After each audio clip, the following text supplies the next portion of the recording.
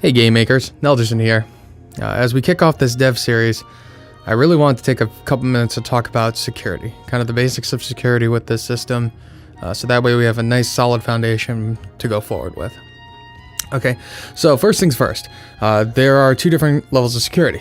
There's RPG Maker MV itself, and then there is the online RPG Maker MV online system that I have. So first, let's go over RPG Maker MV real quick, because this will be pretty quick. To put it in a nutshell, to make this really simple, it's just not that secure. I mean, I don't know which other way you can slice it. RPG Maker was designed for a single player experience. It was not necessarily made for multiplayer from the start. So I tried to make do with it on the other end with the online system a little bit more with security.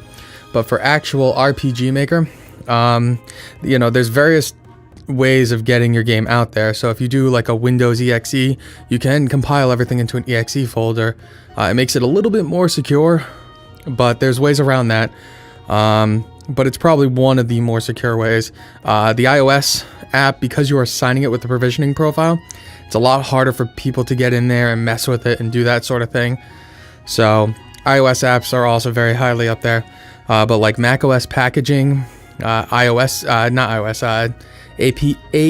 packaging is pretty much just a fancy folder. So, any Android game, any Mac distributed game, you can see the contents pretty easily and people can change them, unfortunately. So, and then browser-based games, I mean, I can just give an example right here. So if I open my folder, let's just put this open. I think Safari works pretty well with my system from the project. Let me get in here real quick. Let me open up the console. Clear out all these logs and stuff. So right now, I have 0 gold. I don't know if you can see this. Hold on. I have 0 gold. Okay? I can easily come in here and say, if you know anything about RPG Maker, and since RPG Maker is not open source, but it's pretty well known out there, it's not hard for somebody to come up with a script and say, hey, I want to give myself gold. Okay, and then I come in here and I have all this gold that I just added.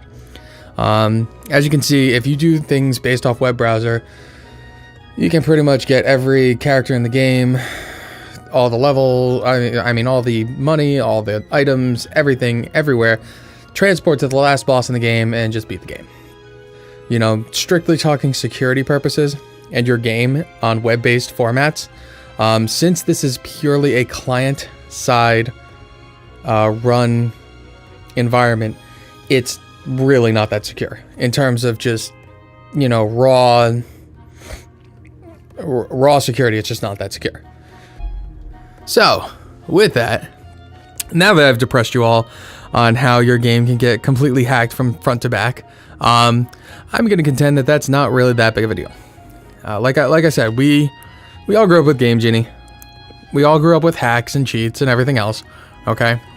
I wouldn't worry too much about if you're making a single player game, if people can go in and just add gold at will. It's not going to, there's a lot of people out there who refuse to do any sort of hack, and they will continue to not use any sort of hack. Okay. But to think that your game is completely secure is not the truth. So, truth hurts, folks. So with that in mind, if you want to make a multiplayer environment, you obviously want it secure in some way, shape, or form. Okay, you can't have people like I just did where you're adding a whole bunch of gold and all of a sudden now they have gold like that forever. Think of World of Warcraft. If you could just add gold like that, that would be bad. Okay, I think we can all agree on that. So, my solution is pretty straightforward. Okay, it's a two-prong approach. So the first prong of the security fork, if you will, is making sure that everyone is signed in. Okay, everyone has a username, they have a password, those are secure. those can't just be hacked easily, and they can't with my system. So, I use 256 SHA, 256 encryption, randomized salt. I can give anyone more information if they want to know anything about that. But, so you have to be logged in order to do anything of worth. Now, what does that do? So that's not going to stop anybody from, putting in that gold and saying, hey, I got X amount of gold. But what it can do is you can at least tell who's doing it and when they're doing it. And there's ways to separate the gold, which is the second prong of the security that I'm talking about. You can take the gold and put it server side. So what I mean by that is when you go up to a chest and you get the chest, it pings the server and says, hey, generate a random number between, X and Y, and this is your money. The gold is then stored on the server or on the database. I should be more specific. Let's say it's stored in the database. Now you have a central place from which to call how much gold you actually have. So what's on your screen is nothing. When you go to a shop, it's just a straight call, and it sets your gold to the amount that is from the database. So what it essentially does is it keeps it all centralized through the database. And this can also be true of shops, and you can go nuts with items and weapons and everything else. You can make it all online based. That way they have to check in through you. So there is no way to stop all cheating. Okay? But there's certainly a way to minimize it, and there's certainly a way to tell if they are cheating. Okay? Knowing your numbers goes a long way here. So within my metrics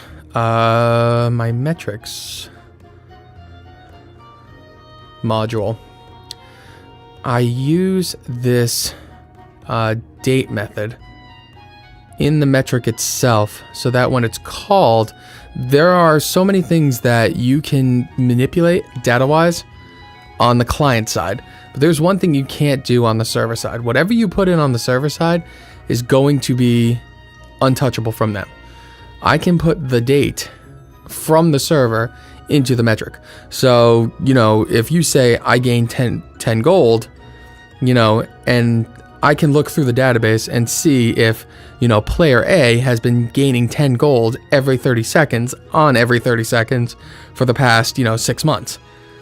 And it's easy to see it, and it's easy to point it out and say, no, you're cheating, instaban, or something along those lines. That's where the security really comes into effect. So it's not stopping people completely from cheating, because there is no way to do that. And I really want to get this out there because it's important. Okay, you can minimize it. You can make it extremely hard for people to cheat. Okay, but people, if they really want to find a way, will cheat. Okay, the best part is seeing that they're cheating and knowing who it is that's cheating. Okay, because if you know your numbers and this all makes sense, then there will be very little incentive to actually cheat. And those who do, you can just ban them. I mean, the reality of the world is, even Blizzard, who spends, millions upon millions of dollars in security, they even have security issues.